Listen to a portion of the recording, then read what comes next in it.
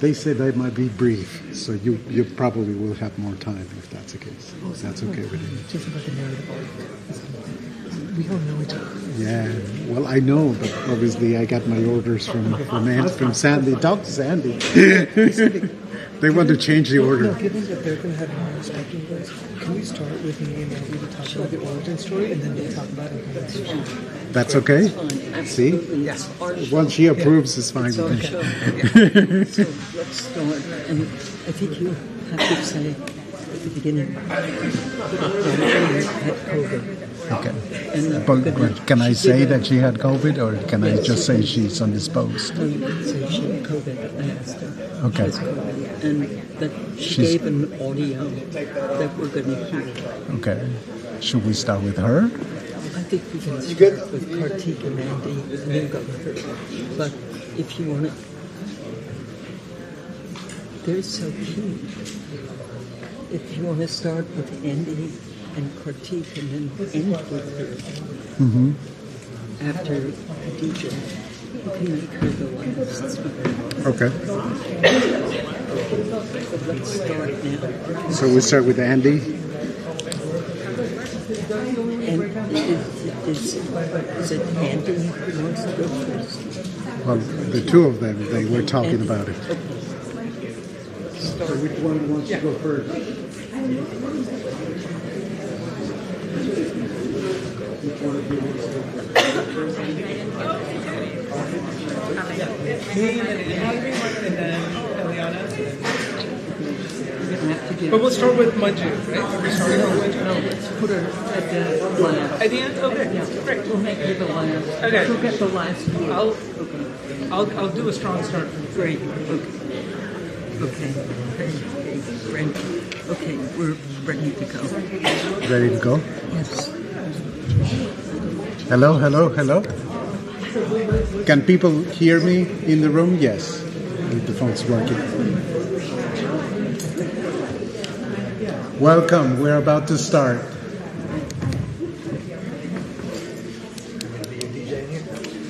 I would love to have the DJ here. I don't know why they didn't get the DJ for all the sessions.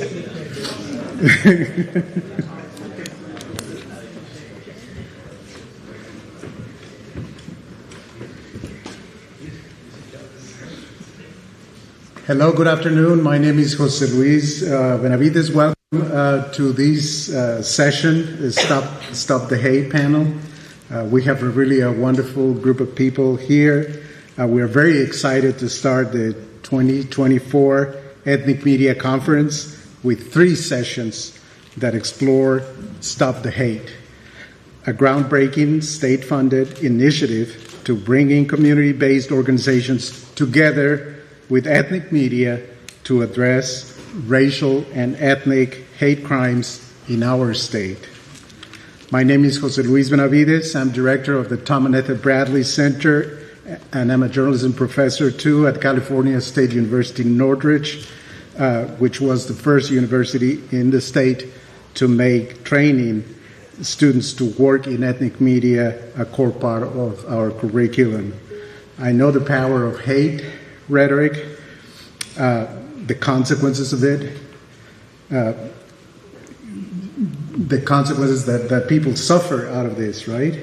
And I have a deep professional and personal interest in this initiative that has impacted not only our communities, but more closely for us as professors, our students and their families.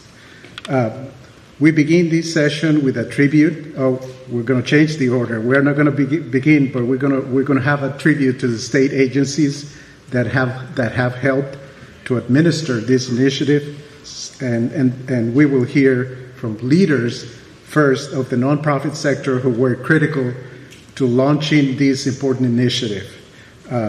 They will share their perspectives on what the initiative had accomplished so far, what have we learned, what key challenges we face, and most importantly, what can we do to sustain communications infrastructure of CBS and ethnic media so that this is not a one-time investment to address a surge in hate crimes, but a permanent investment in communications that promote the health and well-being of our ethnic and minority communities.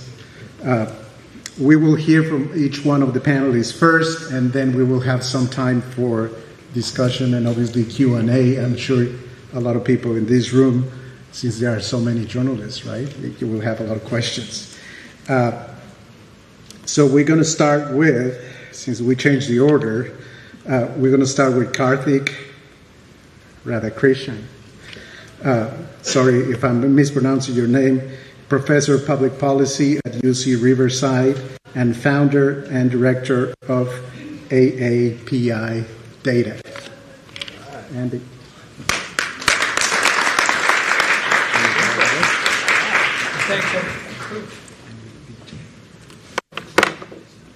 Thank you, everyone. Can you hear me? Yeah.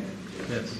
I do have an update to my bio. I am now a researcher at UC Berkeley and still the executive director of the API Data. I'll give a bit of background of the origin story of this because I think you're all journalists and the story matters, right? It's important to ground us on how this started. And Andy was there in that origin story as well. And in fact, Andy and I have not seen each other in person in a really long time, so it feels like a very special homecoming of sorts. So this was born out of struggle, right? If you think back to a few years ago and the killings in Atlanta, that was the most kind of searing manifestation of mass killings related to the sharp uptick in hate. But hate is not anything new in our country or in the state of California, but it was a very sharp and severe increase, especially in particular Asian communities, but also in other communities based on the data that we collected later that we found out. So what brought this to a head was that groups like Stop API Hate had already existed for a year and had been documenting, in the absence of systematic quantitative data, community source data on what was occurring. And getting more and more recognition that this was an issue, especially when you had political leaders, including the President of the United States at the time, using really awful framing devices and rhetoric to demonize and scapegoat the population. But even with that steady increase in violent hate incidents, including in California, it was the Atlanta killings that really brought it to the fore. At the time, I was the chair of the California Commission on API Affairs, and later on you'll hear from the executive director of the commission. But at the time, I, like many other leaders in our community, wanted first going through all of the emotions from anger to disbelief to shock, to then transitioning quickly to figure out what we could do. It was in that context that I, as the chair of the commission, called up Richard Pan, who is the chair of the API Legislative Caucus, and pretty soon Phil Ting from the Assembly Budget Committee got on the line as well, and we organized pretty quickly, and what we vowed was to be better coordinated than what we had seen happening in other states. So if you look at the state of New York, for example, I think their ask at the time was something like $20 million, and it got batted down to $10 million, and that's what passed in the state of New York. But what we learned was that there was very little coordination between the advocates and the legislators in the state of New York. We thought that we could do better, and we did. And it was a series of Zoom meetings, initially between commission staff and commission leadership, caucus staff and caucus leadership. And we were getting on Zooms several times over the course of a month to figure out what was possible. It was very helpful to have the chair of the Assembly Budget Committee as one of the members of the caucus who could tell us what the art of the possible was. Part of the thing that helped that year was this massive budget surplus that California had. So it presented an opportunity. But I don't want people to leave with the impression that, of course, California would get it done, because it wasn't clear to us in the beginning that it would happen. It took trust, it took established relationships, and it took leaps of faith between people from the community advocacy side to people on the commission, to people on the caucus, to pull it all together in a matter of 2 months. In fact, we got it in after the May revise, which was, the governor's office was not pleased when they found that out, right?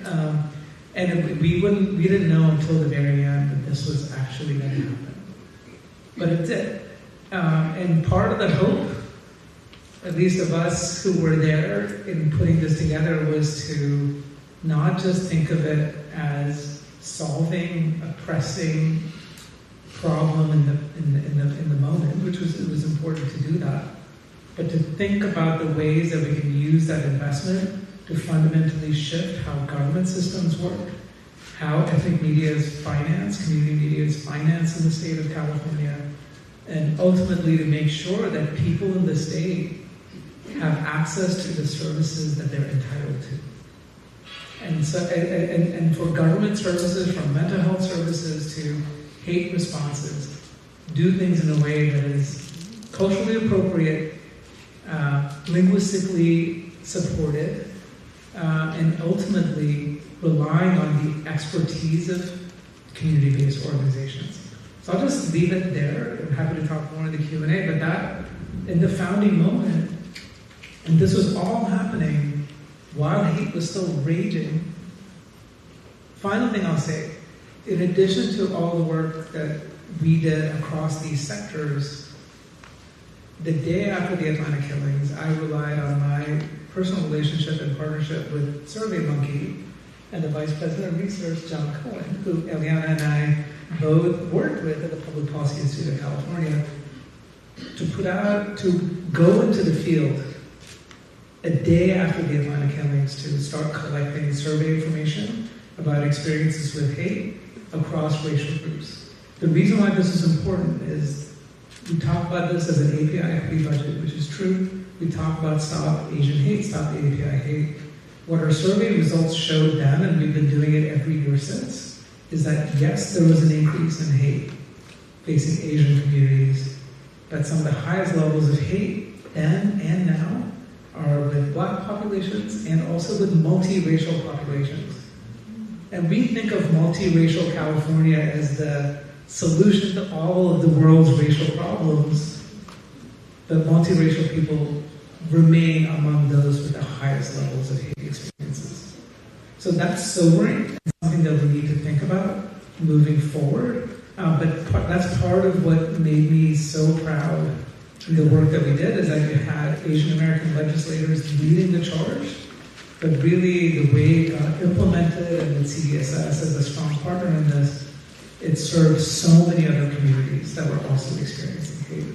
And we use data and evidence to make good decisions. So I'll leave it at that.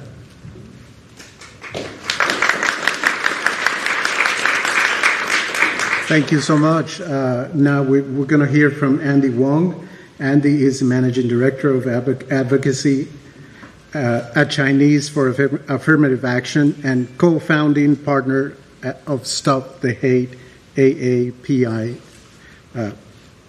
Stop AAPI Hate, I'm sorry. Yes, Andy. Thank you. And I just want to take a moment to thank California Black Media and Ethnic Media Services for hosting this conference and for organizing what I think is a really critical conversation about the Stop the Hate initiative. I did want to share a little bit about our origin story with respect to Stop API Hate, because I think it provides really helpful context for the eventual push around the equity budget. So CAA, the organization I work at, is a 55-year-old civil rights and social justice organization based in San Francisco's Chinatown. Our founder, as well as a professor at San Francisco State University's Asian American Studies program and the executive director of the API Equity Alliance in Los Angeles, were at the start of the COVID-19 pandemic hearing stories of anti-Asian hate, including violence against members within the community. And they started comparing notes and they realized that something was going on, something was amiss, what was happening, and they started making the connection between a former president's inflammatory remarks around COVID, using terms like Kung flu and China virus, and beginning to see how that created a permission structure for folks to then engage in anti-Asian hate against members of our community. And so they decided to create a reporting center, an online reporting center. They launched a website. And since then, we've collected over 12,000 incidences of anti-Asian hate since the start of the pandemic. And I share all of this because that data really gave us the moral authority to say that anti-Asian hate is real, that racism does happen against our communities, and that we need our lawmakers and our leaders to do something about it. And so in the wake of the Atlanta spa shooting, where 8 people were killed, 6 of them Asian American women, there was a groundswell within the community, as well as elected leaders across the country, including here in California, to try and start figuring out how to grapple with the issue. And I remember Governor Gavin Newsom actually traveled to the Bay Area, he traveled to Southern California, he met with API community leaders to have the conversation around what can be done to addressing the issue. And I recall him saying, what the hell is wrong with us that this is happening? I also recall him saying that he was committed to doing everything he could to addressing anti-Asian hate. And so that created, I think, the right environment for something big to happen. And it really was a confluence of state leaders and lawmakers in the legislature. It included leaders like Karthik and the commission coming together, and it included community like CAA, community partners like CAA and Stop API Hate, and ultimately a coalition of over 100 API, and I should add non-API organizations coming together to building what was an incredible coalition effort to get the API equity budget passed. And it was a furious 2-3 months of us coming together, putting together sign-on letters, getting as many people to join, submitting those letters, offering up testimony, engaging our supporters, mobilizing them to reach out to lawmakers to do the right thing. And when it eventually passed in the state legislature, reminding the governor of his commitment to our community and saying, you've been so good on the issues. You've come to our community to have the discussion, to meet with leaders, to understand the issues, and now it's time for you to deliver. And he did. And so we passed what was a historic measure, over $150 million, going to community-based organizations as well as ethnic media to combat hate. And what I will say about the Stop the Hate initiative is that it did not just provide funding and resources to our respective organizations and outlets. It ultimately created, I think, a really powerful, multilingual, multiracial, multi-ethnic infrastructure for us to combat hate. And that, I think, is one of the singular achievements of the API equity budget. And it can't be a temporary fix. This has to be a long-term investment so that we can continue to counter these threats, right? Because these threats continue to exist. We're continuing to face hate. There is virulent anti-immigrant sentiments. We're hearing it from political candidates across the country. And regardless of the outcome in November, you better believe that that rhetoric is only going to get worse, not better. And so we have got to prepare for that, and we have to continue to sustain the good work that we've collectively been doing. So I'll end it there, and yeah. Okay. Thank you, Andy. Everybody has a microphone? Yes. So We will continue with the comments by Khadija Alam. She's Executive Director of the California Commission on Asian and Pacific Island American Affairs, which plays a central role in the launch of State the Hate. And then after her, so I'm not introducing everybody and interrupting the conversation, will come Eliana Kaimowicz. She's Director of the Office of Equity at the California Department of Social Services, which oversees the work by nonprofit organizations that they fund to work in this area. Unfortunately, we are missing one of our presenters, but she will be present through a video conference. Manjusha Kulkarni. She will talk about at the end. Thank you. Thank you. Can you hear me? Yes. Okay. Good afternoon, everyone. My name is Khadija Alam. I have the privilege of being the Executive Director for the California Commission on Asian and Pacific Islander American Affairs. We represent over 6 million API community members across the state, the fastest growing ethnic group in the state and the nation.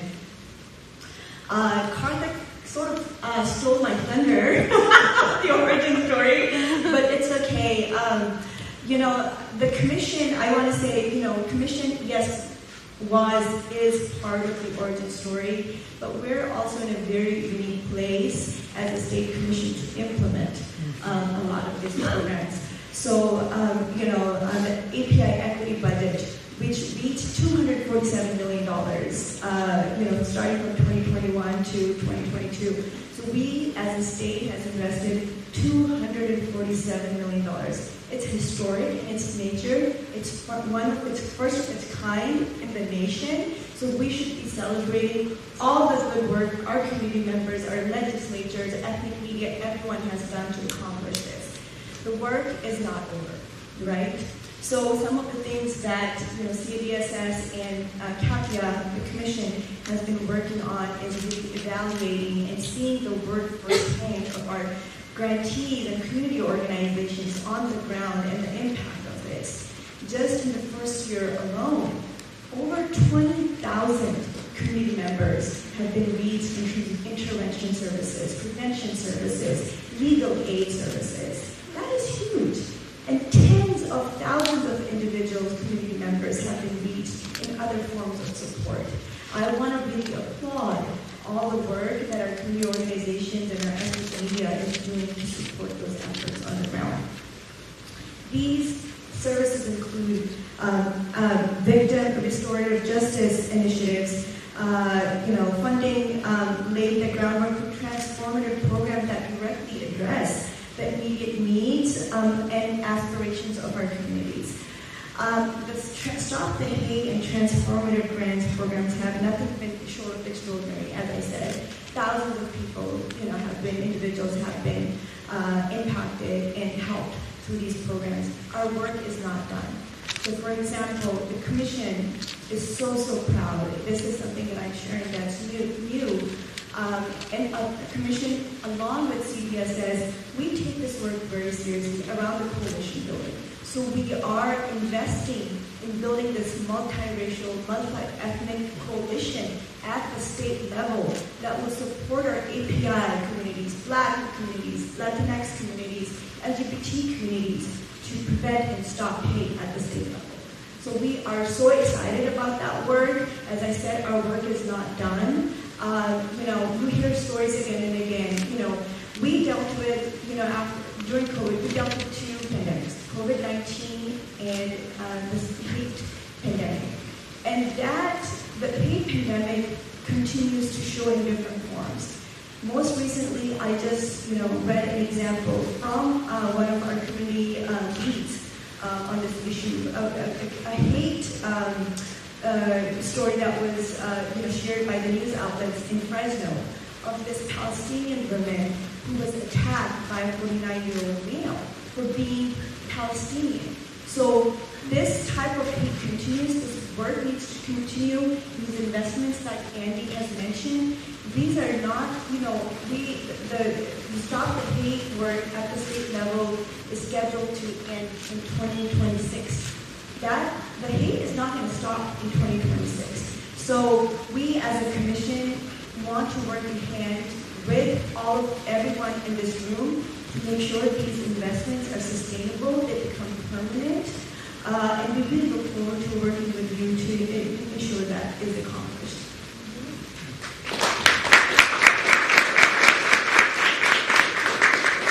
Thank you, everyone. Oh. Great. Can you hear me? There you go.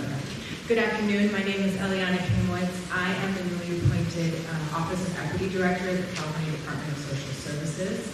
I feel a bit like a newcomer to this party because I was just appointed last month, but I watched my friend and predecessor, Marcela Ruiz, really put her heart and soul into this project when it came about a couple of years ago. Our Office of Equity was established in 2020, and really it is here in California, the work of implementing that slogan that we often hear of a California for all, right? We have a lot of big dreams and big hopes. We want to make sure that there is equitable access to our services across the state and that our programs are designed and informed with the voices of the communities that we are looking to serve. So I can understand why this project came to the Department of Social Services.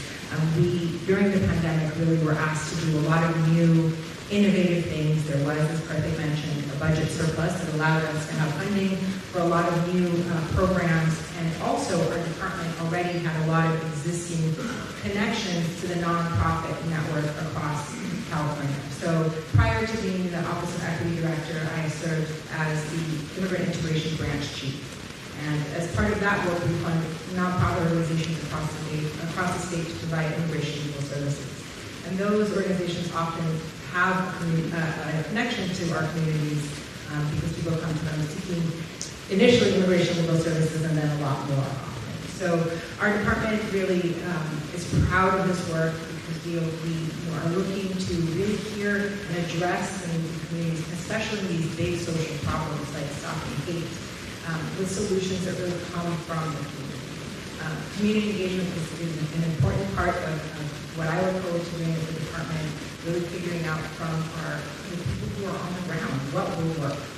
And I think this program in particular, one of the wonderful things about it has been the coalition building across the different multiracial, multi-ethnic, multi-religious groups that form part of that. You know, we often fund things in silos, right? We have different people doing different things, but this has really been about building bridges across community. It has also helped us build bridges across state government. We have gotten the opportunity to work with the California Department of Justice, the California Civil Rights Department, the California State Libraries, the Commission, others in the legislature who have all really come together to hopefully design a program that is very flexible. I think we've heard that our services are both direct service as well as prevention and intervention service, and that means a lot of things. That means art, it means camps for children, it means escort services for the elderly and safety planning. It means an attempt to engage with law enforcement, and we know that that can be challenging for many of our immigrant communities who may not trust or may not feel like that is the first call they want to make. So really encouraging people to report hate crimes and to seek assistance when these things happen requires building of trust, and that is really an effort that many of our service providers do across California to tell the community what the resources are and how to seek mental health services, not just for people who are experience hate crimes or hate incidents, but for their families, right? To be able to heal and really find some restorative justice and feel like they have a sense of belonging and inclusion in the communities they are part of. So we have been very proud of the department of this project. I think in previous gatherings, our director, Kim Johnson, has been part of this. She loves this work and always finds so much energy for being with you all. I would just like to share at the end just a little bit about the challenges and opportunities. I think you all know nonprofit organizations have varying capacities to receive state funding and government funding generally. We have a lot of requirements for accountability purposes. These are taxpayer funds. We want to make sure they are used appropriately, and that can be challenging for our nonprofit communities. So we are trying to provide technical assistance and support and to streamline some of the processes to do that. Another challenge I mentioned before is just the mistrust and misinformation that people sometimes receive, and that's I think where our media partners come in and our education partners come in as to what services are out there and where people can actually go to get help. There is, of course, great opportunity here. I think we are laying down a great foundation, again, of community building, of bringing communities together on a social issue like this. And I think what's been most impressive is the flexibility of this funding to not just address individual needs, but really try to approach it from a societal, multidisciplinary, multi-provider network. Has been really transformative and innovative, because that's not usually what we see in government. So I'm very proud and very excited to be here with you all. Thank you, Eliana. Thank you so much. There's one last panelist. Before you go further, we have an unrepresented situation. I'd like to take a couple of minutes and speak to the audience, if that's possible. As a black person who still tops the list of people who are being lynched, not only in California, but throughout the United States. And we're not represented at the table at this point. I don't know if it's because we're not receiving the funding. I don't know if it's because we have been accused of playing the race card. We didn't invent the card deck. But I'd like to simply address everybody really quickly to bring our point to the table. Let me ask the organizers, because it's not really up to me to make that decision. Sandy, if you don't mind to talk to Sandy. A question, I want to be part of the solution.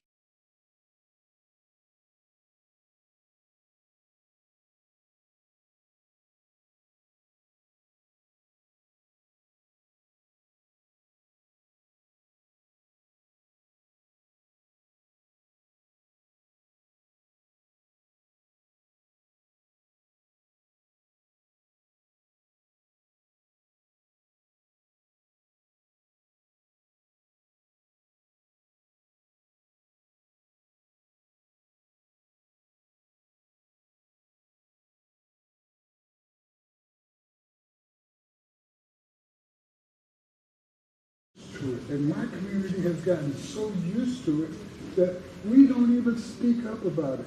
And we are, twice the number of affected people? Now, I'll shut up if that's what we tell me to do.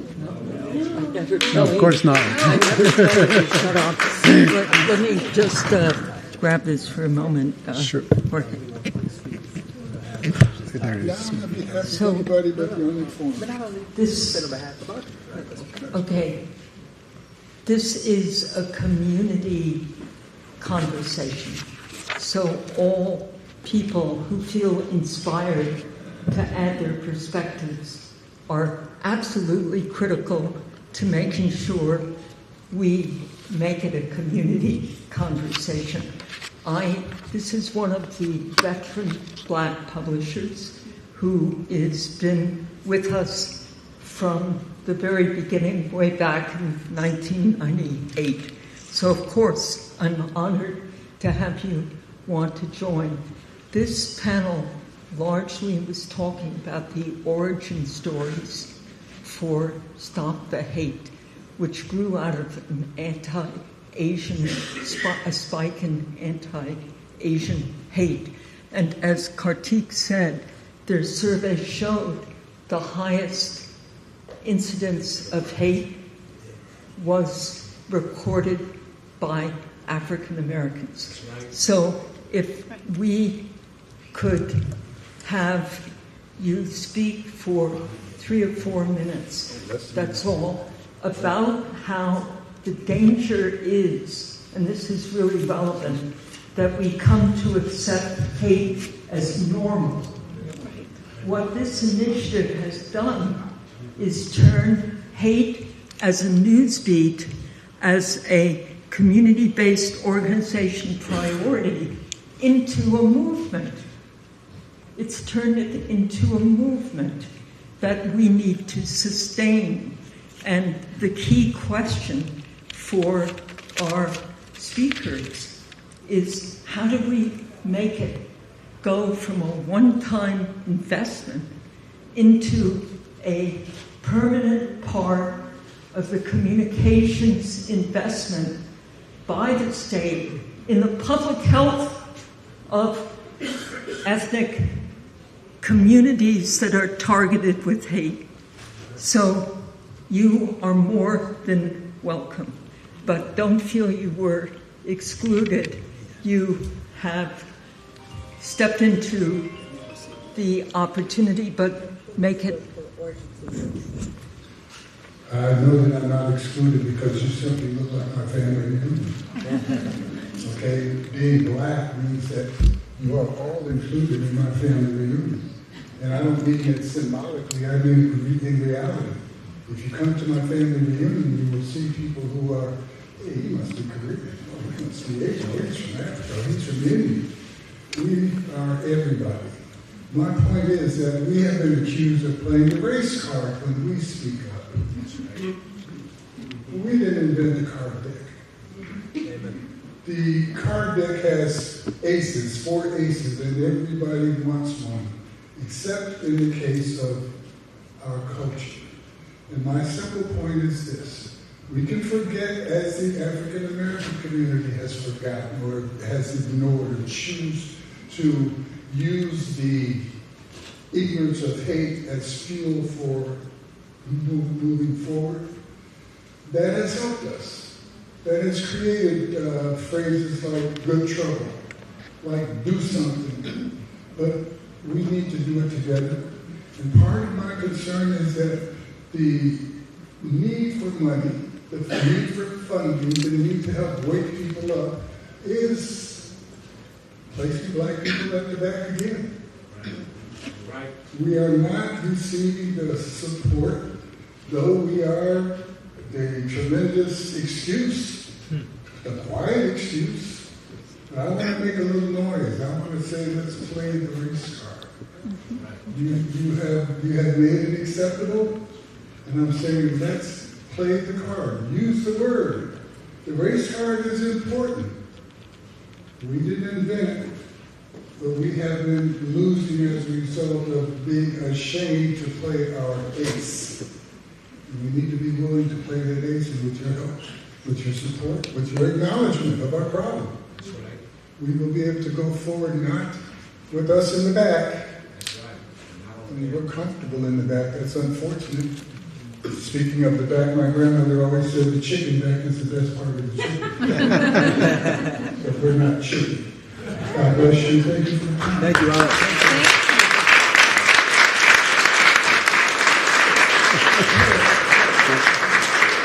Do we got the video? We have an audio from Manju, who is arguably among the best known of the proponents of Stop the Hate nationwide. She got COVID after going to a big convention, which I won't name because she is a nonprofit leader. But she got COVID, and she wanted to just have her voice shared on this panel. After that, I'm going to return our microphone to our professor and ask you to moderate comments and observations, starting quickly with our panel to address the importance of making African American experiences a fundamental understanding, a fundamental part of the whole effort to address hate. Okay, could you play Manju? We don't have a screen. We didn't expect not to have her here, but I do want to have you hear her voice. My name is Manju Kulkarni, and I'm Executive Director of AAPI Equity Alliance and one of the co-founders of Stop AAPI Hate. I'm so sorry I can't be with you all in person today, but really appreciate the opportunity to share some of my thoughts regarding what has been an amazing Stop the Hate program in California. First off, in terms of the origin story, I think it's so important for folks in the room to know and understand how it all began. And really, it was the fact that many of us across the state saw the hate our community members were experiencing. We at Stop AAPI Hate, that is the coalition that started out of Chinese for Affirmative Action, AAPI Equity Alliance, and San Francisco State. We set up a reporting system back in March of 2020, and from that time, we got thousands of hate incident reports from not only the state of California, but across the country.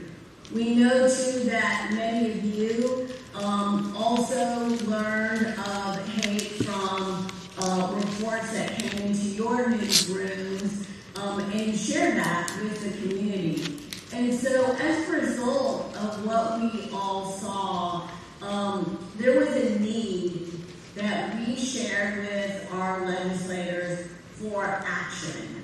So it wasn't simply about documenting and raising awareness, but we had to be able to do something about it. And certainly our public institutions are in fact required to take action and to address the hate. And so we were able to get the AAPI Legislative Caucus of California to champion the API equity budget. It was an initial investment of $166 million, which went for several types of grants, but the two most notable ones were community-based organizations to provide direct support to individuals who had experienced hate and to also seek to prevent the hate that was happening. And the second grant, of course, was a pan-ethnic media services grant.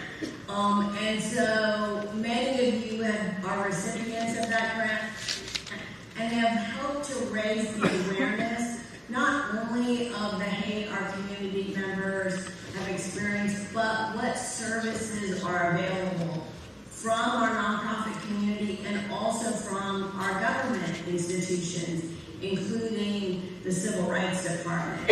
And so this really was a critical investment to address hate and to prevent it from happening again. Now, moving forward, we know that the program has been such a strong success. It's really remarkable when we think of the countless stories that have been written, the readership of those stories, how much awareness has been raised. But it's also important that individuals in our community know where they can go to get help. So there's public awareness on both ends.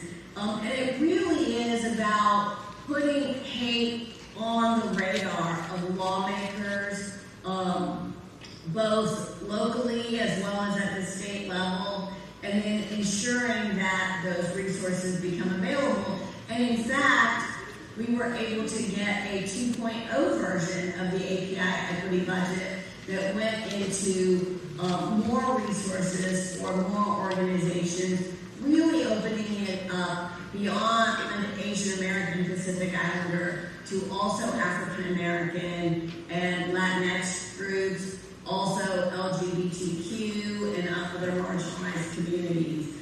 So despite the successes that we've had in California, we know that hate continues to be a part of our lives and continues to need to be addressed in our state. And so what we want to do together, that is media partners alongside CBOs, is to push for sustaining an infrastructure, making it permanent. And we know that's going to be a challenge simply because we're in another year of budget deficits. And this does take significant investment. The good news is there's been a lot of learning. And we know that there's been significant impact. We've been able to come together as a coalition to raise awareness and to also bring resources to bear for our community members. We know that there's been now greater accountability, we do have time, right? Because it's both on an 2:15. individual basis as well as About on 10 an minutes. institutional basis. And finally, what we've learned is what it means to heal. And that's ultimately the business that we in the nonprofit sector are in, which is to bring about healing of our community members. And so it's critical for that reason that we work together and we bring further resources to bear. Beyond 2024, beyond 2025, we need resources, we need services for our community members so that all Californians can thrive. Thank you so much for the opportunity to be with you all today. Again, apologies for not being there in person, but I wish everyone a successful conference and look forward to opportunities to collaborate in the future. Go for questions.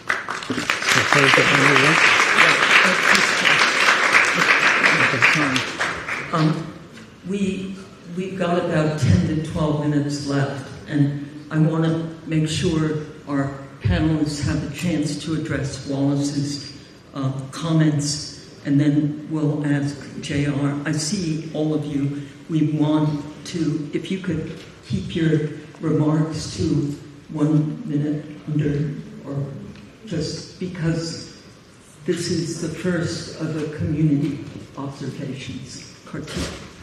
Absolutely. Yeah, and I'll just say thank you for organizing. I mean, this is like organizing. That's the role of community media and ethnic media, right? It's not just about reporting, but to make sure that voices that are underrepresented, been shut out, no longer remain so. I want to thank you for that.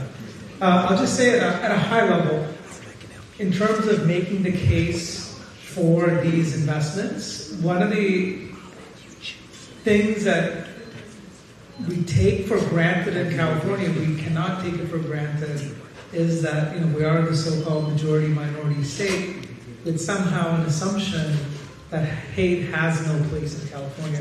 That's a nice aspiration to have, but it's not the reality. And for the people that are trying to make a budget case, we know, I mean, there's actually someone at Bloomberg Media who told me this, and I love that phrase. He said, hate is not a winning business proposition. It's not. And California, at least from the perspective of Asian American communities, it was the only California lost population, including with people of color, between 2010 and 2020. The only group for which it didn't lose population was Asian Americans, but that, again, we will continue to lose populations if we do not address hate within our communities.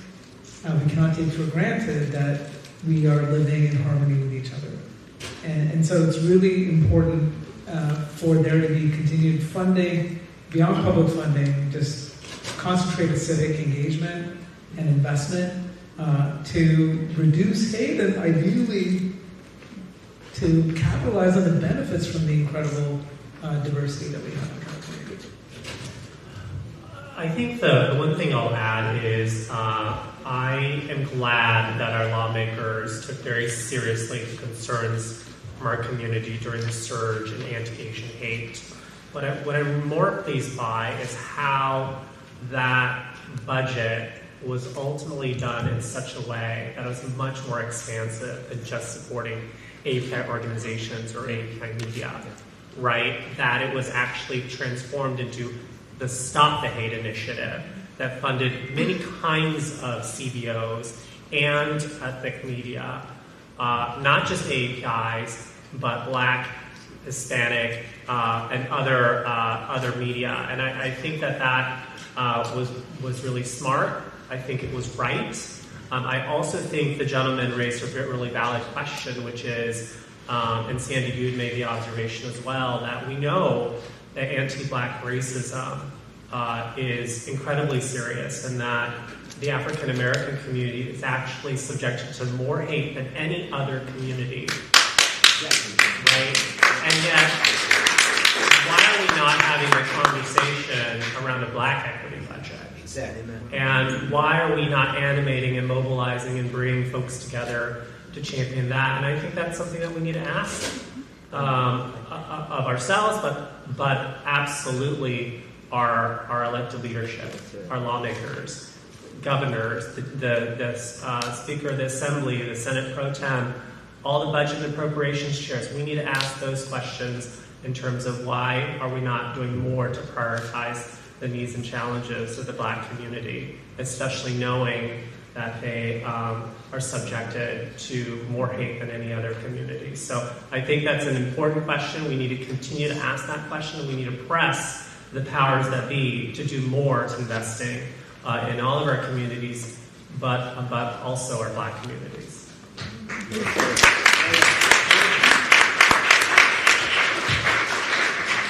I just want to build a little off of the comments that I made before about kind of the strength of this program, right? I think, again, one of the wonderful things that it allows us to fund is prevention work, and some of that really is disrupting the narrative of who our communities are and really acknowledging the historical realities of the state of California, of slavery, of the treatment of our Native American communities, of the treatment of our LGBTQI, religious minorities, Sikh, Jewish, Muslim populations in the state, and really trying to lift that up. I maybe because I'm a mother, one of the things that I love the most about this is the education piece, and really the murals that have come out of it, the ability for people to learn about each other's culture, because hate comes from a lot of different places, but I think it is disruptive or changed when we can all find spaces to cry together, to laugh together, to be together, and to learn from one another. And that work has to be done in good times and bad times. And I think that is really something that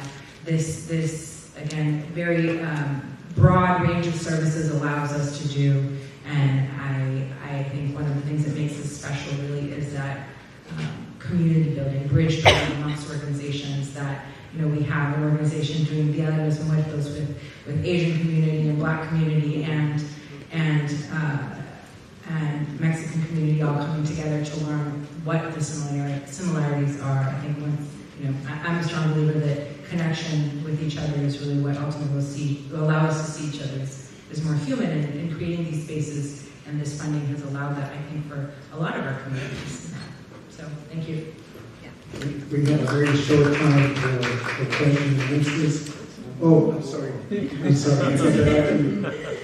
okay. When Michelle Obama said, bring your seat to the table, I don't know what it means till now. So thank you so much for showing young professionals what it means to make sure that your voice is heard. And I absolutely agree. One of the things that the Commission is being very intentional about is when we say break down silos, we truly are. We're working with the Racial Equity Commission, which I'm very proud of. Before I joined the Commission, I helped build, which was intended to be a multiracial, ethnic, commission that the state built.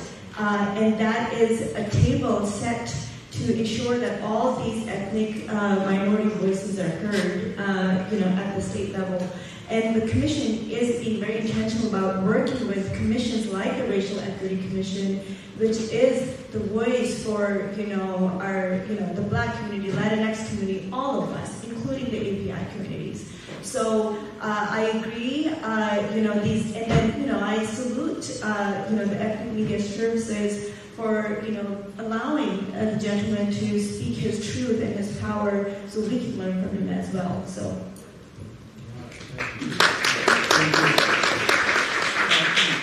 We have time for Q&A. For questions, yes. A few questions. I like what you said, and thank you for representing for the Black community. I think if we're going to talk, my name is J.R. Bowray, and I'm with KPOO Radio in San Francisco. It's hard for me as a member of the Black media to sit and watch a panel talk about solidarity and talk about hate in America, but nobody's Black represented on the panel. But we hear everybody on the panel say something about the Black community. That's a fallacy.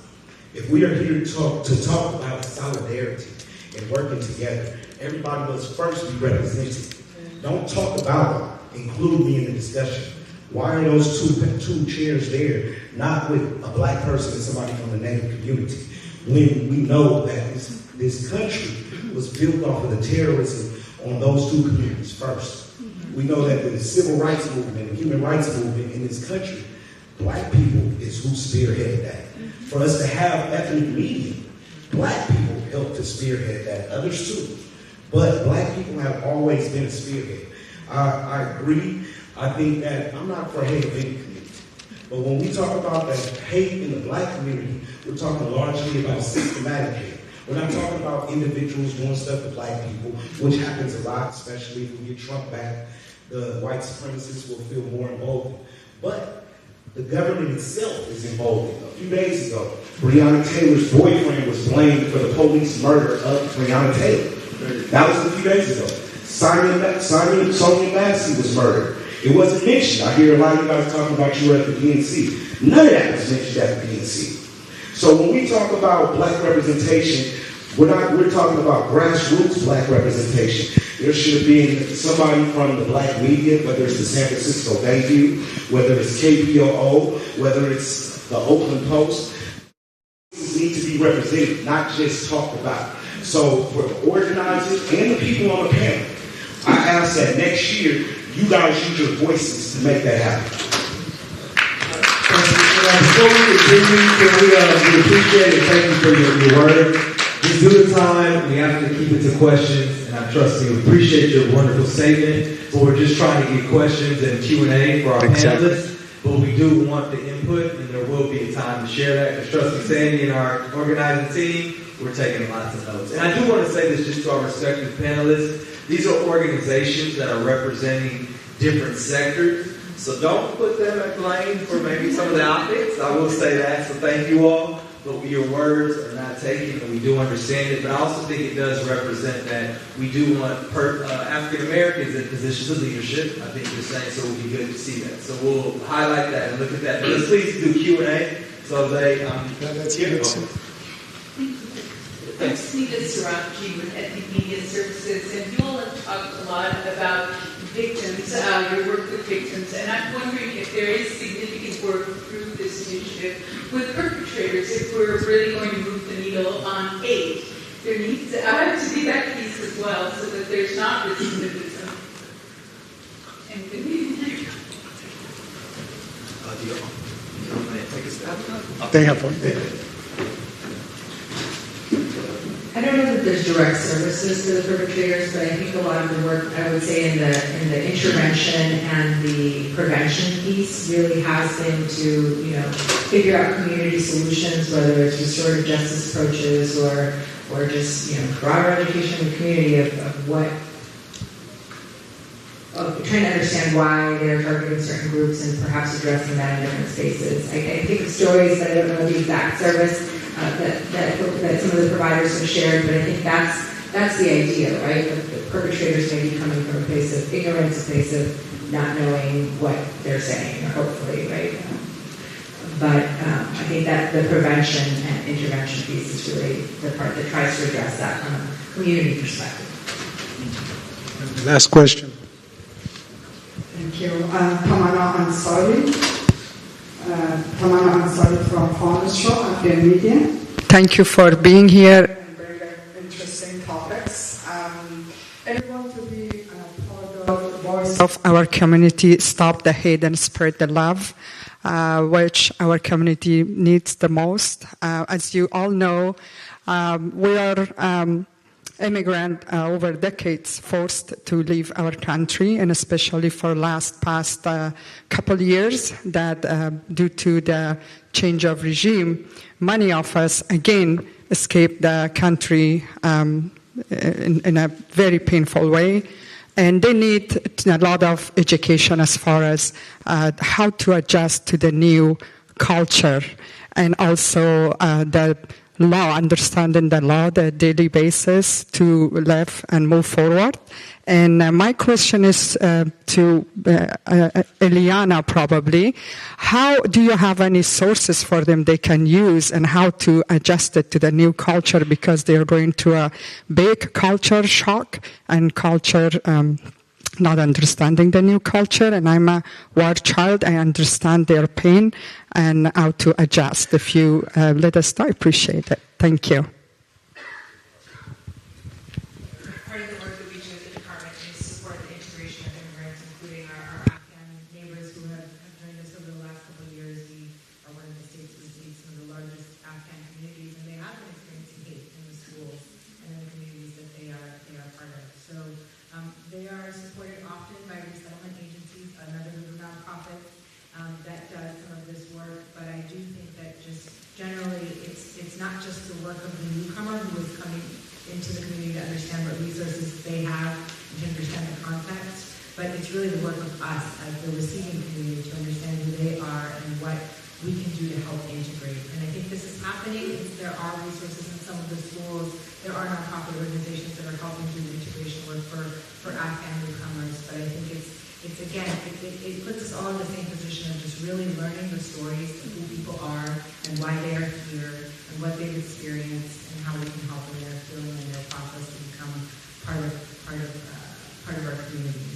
There are many organizations that do that work, but I think there's always more work to do. Thank you so much. This is the end. Thanks to all the panelists for being here. And Stanley, do you want to say something? Yes, this is really the kind of community exchange we need and have needed to have had on the Stop the Hate initiative.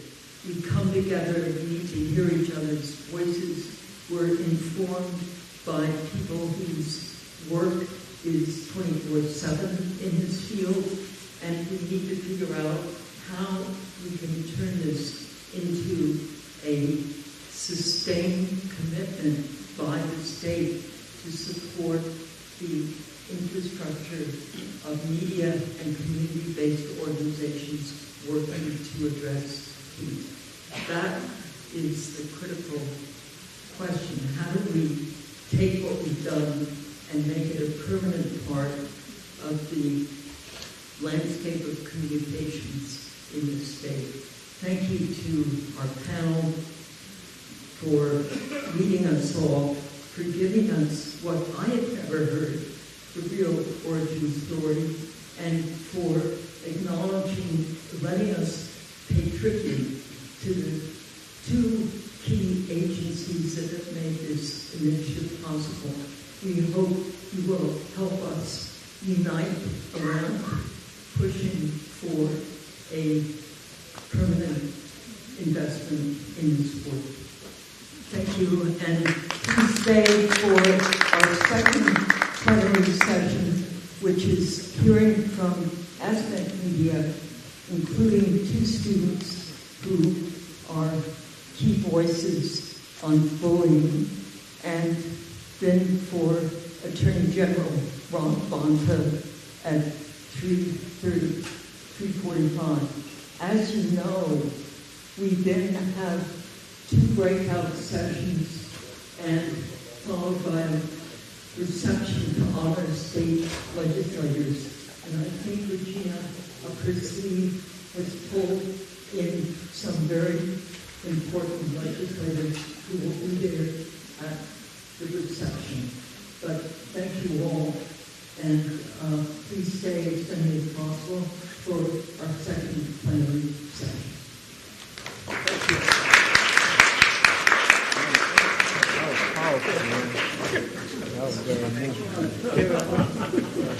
Thank you. Thank you. Good job. Thank you, guys.